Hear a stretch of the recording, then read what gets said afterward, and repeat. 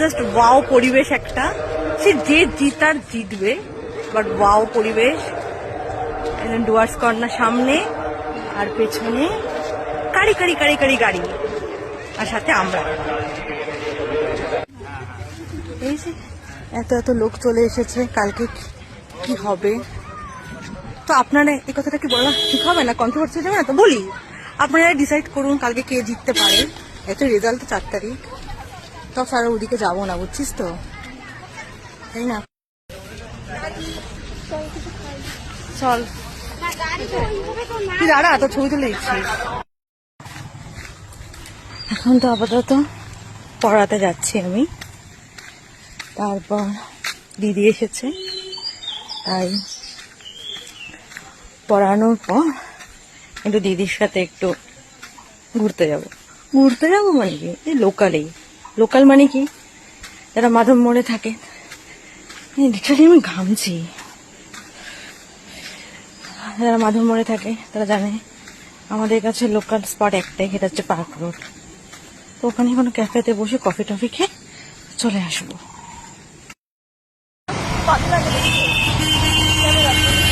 আজকে আমি আমার শত্রু দিদির সাথে বের হয়ে পড়লাম একটু, ওই টিউশনে ছিল। তারপর এই যে সে হাই, কর, যথেষ্ট কিউট লাগছে তোকে।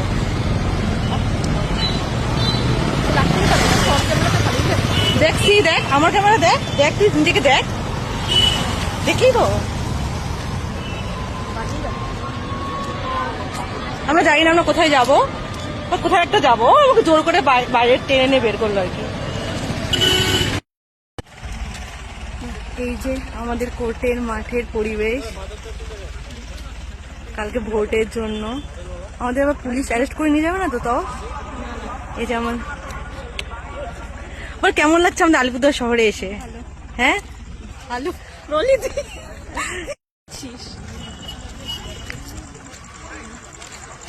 অনেক দিন পর বেরোলাম। ঠিক আছে, আবার তোমাদের সাথে পরে কথা বলছি, ঠিক আছে? এখন আমরা একটু প্রাইভেট টক করে নিই।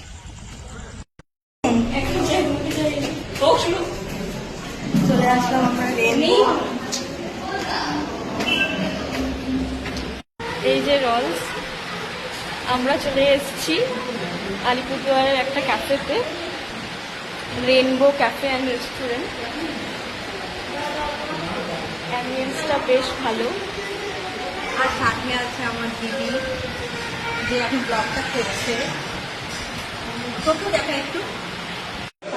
হঠাৎ করে কি হয়ে গেল, হঠাৎ শর্ট সার্কিট হয়ে গেল, পুরো রেস্টুরেন্ট অন্ধকার হয়ে গেল। আমরা তাও রাক্ষসের মধ্যে এখানে বসে আছি।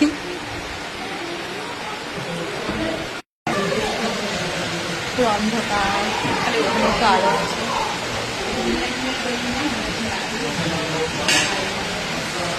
সুপারিতে বললাম, এতক্ষণ বসে থাকার পর ভাগ্যে জুটলো শুধুমাত্র চাটা আগে খেয়ে নিই।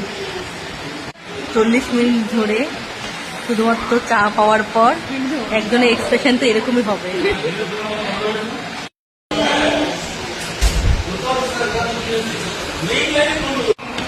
3টা আইটেম অর্ডার দিয়েছিলাম, মানে আস্তে আস্তে আসছে।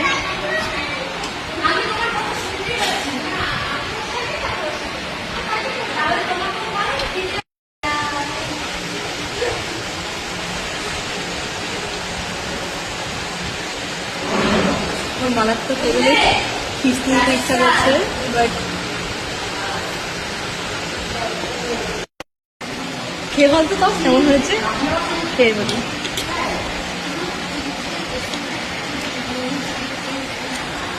ফার্স্ট টাইম এরকম একটা এক্সপিরিয়েন্স হইল।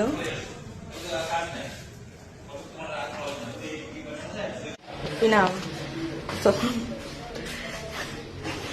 কলকাতার লোককে আলিপুরের ক্যাফেতে নিয়ে এসে বেজ্জতিটা হলো। অ্যাকচুয়ালি ক্যালকেটেশিয়ান। কারেন্ট ছিল না, শর্ট সার্কিট। ওরা আমাদের লাস্ট অর্ডারটা আমরা পার্সেল করে নিয়ে আসলাম। এই দুর্গতি, মানে এরকম এক্সপিরিয়েন্স লাইফে হয় নাই। কিন্তু এনাদেরও মেবি দোষ না, মানে লোড নিতে পারছে না। হ্যাঁ সেটা দারুণ এক্সপিরিয়েন্স। ইয়েস। তো তুই বলছিলিস হাফ করে দিবে। এটা কি ধরনের র্যাপ রোলস? ভাই সাহেব এটা তো কেটে নিয়ে খেলতে হবে, আস্তে খাওয়া যাবে না, এটা বাড়ি থেকে রাস্তায় খাওয়া যাবে না, রাবিন নিয়ে যেতে লাগবে। আজকে আবারও চলে আসলাম দিদির সাথে ডমিনোজে, প্রচন্ড ব্যস্ত।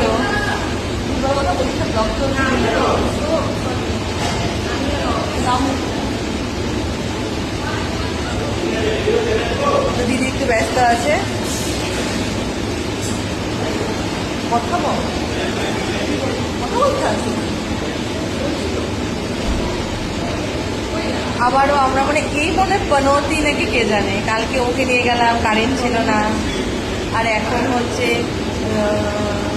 ডমিনোজে আসলাম, কিছু কোনো খাবার অ্যাভেলেবেল না, কোনো কিচ্ছু না, আর ব্লগ করছে, ও ব্যস্ত, মানে দিনটাই খারাপ, কালকের থেকে শুরু হয়েছে।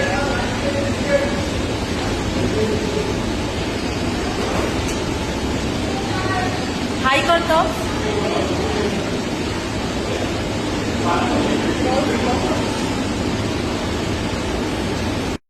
গেছিস, আমাদের ডাউট হচ্ছে। তো প্রথমবার আসলি তুই, জেনুইনলি ডমিনোজ প্রথমবার আসলি? বিশ্বাস করতে পারছি না।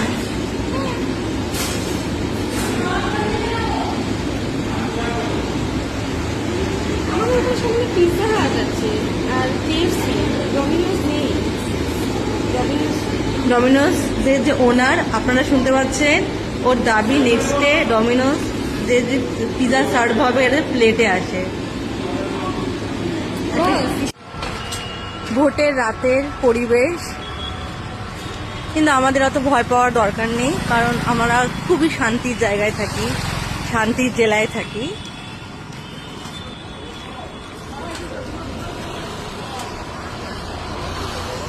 আরেকজনকে টিস্যুটা রাখতে বলছিলাম, ও টিস্যু দিয়ে ইসে করে যাচ্ছে, মুখে মেকআপ করে আসছে তো, ও গড়ে টলে যাচ্ছে, তা এখন ওগুলো মুছতেছে। ডমিনোজ থেকে এখন আসলাম বং বিরিয়ানিতে, যেখানে যাচ্ছি কোনো খাবার অ্যাভেলেবেল না। এটা হচ্ছে মনে হয় বোর্ড এফেক্ট, ঠিক আছে, নাকি দিদির সাথে থাকার ফলে নেগেটিভ এনার্জিতে কোনো খাওয়া পাওয়া যাচ্ছে না, বুঝতে পারছি না। যাই হোক, বং বিরিয়ানিতে আসলাম, প্রথমবার এসেছি। অ্যাটমসফিয়ার তো খুবই সুন্দর, এই যে এটাকে যে কি বলা চলে আমি বুঝতে পারছি না, ভালো লাগছে দেখো। এটা কে বলে আবার ভিডিওর মধ্যে? ঠিক আছে, হ্যাঁ। তো অ্যাটমসফিয়ারটা খুব সুন্দর, দেখে নাও তোমরা। আর এই বিরিয়ানি নিয়ে তো অনেক কিছু শুনেছি, এখন নিজে খাবো, বুঝতে পারবো। একটা রয়্যাল একটা ইমেজ, এই যে খুব সুন্দর অ্যাটমসফিয়ার। এই যে আমি যদি চিকেন খাই না, তার জন্য এগ, আর ও হচ্ছে লেগ পিস। খা খা খা, ভালো মতো খা। আর ওই যে একটা কোক নেওয়া হয়েছে, খেয়ে বলি। আচ্ছা তো জিনিস নেবে না, আরে জিনিস বল, খেয়ে ভালো লাগছে, তাড়াতাড়ি বল। তারপরে কিছু আলাদা না।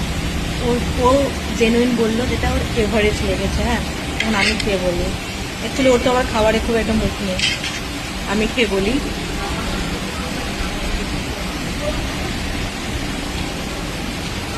এর থেকেও আরো ভালো ভালো বিরিয়ানি হয়, আমরা খেয়েছি সেটা।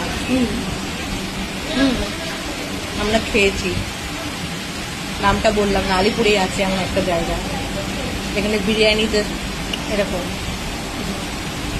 ঠিক আছে, চলো খেয়ে নিই।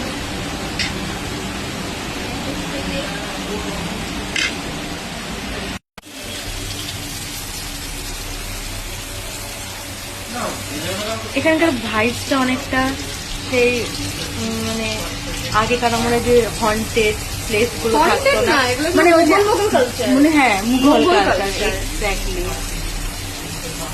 হিস্ট্রিক্যাল ভাইব আছে।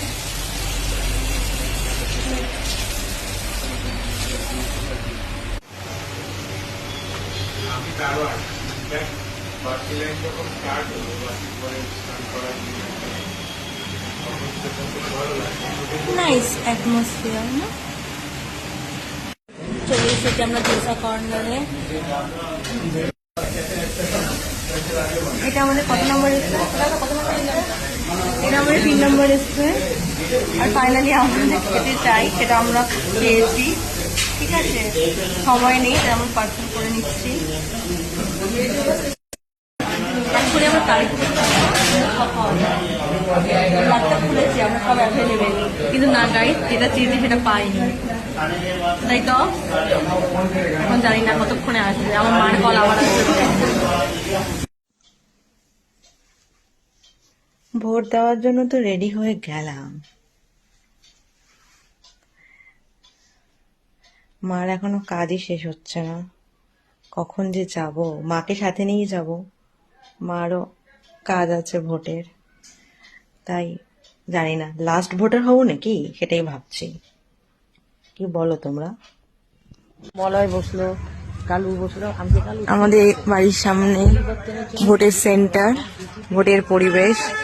আর এই মা এখন ভোটের কাজ থেকে ফ্রি হলো, আর এখন যাব ভোট দিতে। এখনো যাইনি ভোট দিতে, এখন যাব। রেডি হয়ে গেলাম। অ্যাকচুয়ালি কে জিতবে আর কে হারবে সেটা বড় কথা না, বড় কথা হলো তুমি আমরা যে যে আদর্শে বিশ্বাসী তাকেই ভোটটা দেওয়া উচিত। বাকি দল বদলু, সুবিধাবাদী, এরা যখন যে যে দলের যায় বা যে যে দলের হয়ে ভোটটা দেয়, তো সেটা আর যাই হোক না কেন কোনো পার্টিকে ভালোবাসে না। তারা ভালোবাসে সুবিধাকে, সুযোগকে।